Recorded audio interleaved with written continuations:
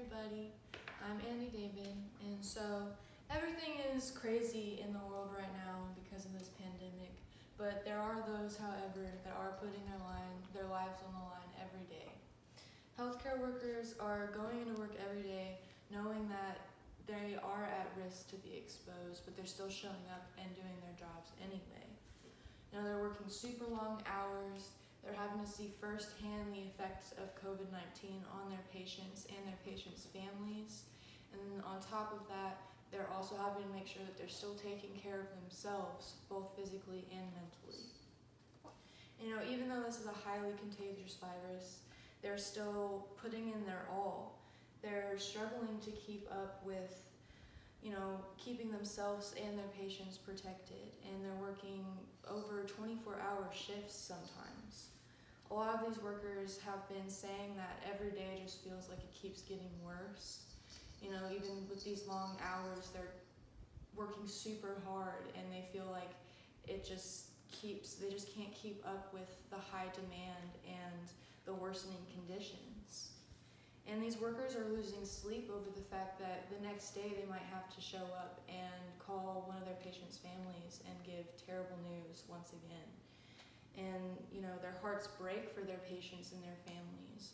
Most of these families can't come see their loved ones because of how contagious this virus is, and they don't want to pass it on to anybody else, so they can't visit their loved ones.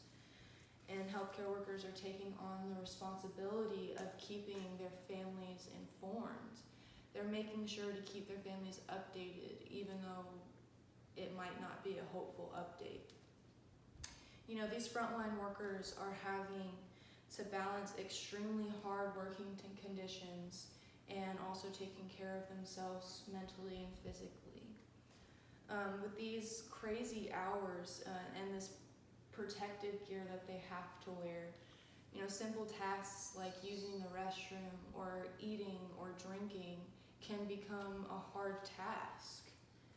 Some working in the COVID units in their hospitals say that they didn't want to eat for 12 hours or drink for 12 hours because they were afraid to take off their protective gear and then have to put it on, worrying about how it may somehow get on their face and then they get infected. It's very serious, and they're very scared for that.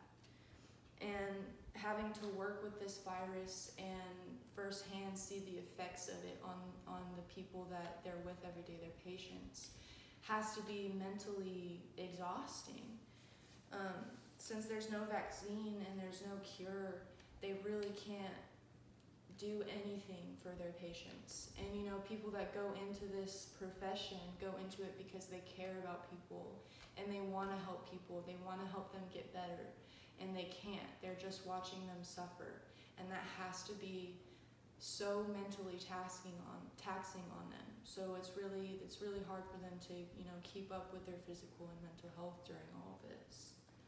So all of these frontline healthcare workers really are putting their lives on the line every day for us, and they're risking their health in hopes that they may be able to recuperate someone else's health. And this is my thank you to them. Thank you for everything that you are doing, and I know that myself and everybody I know are so appreciative of all of your work, and some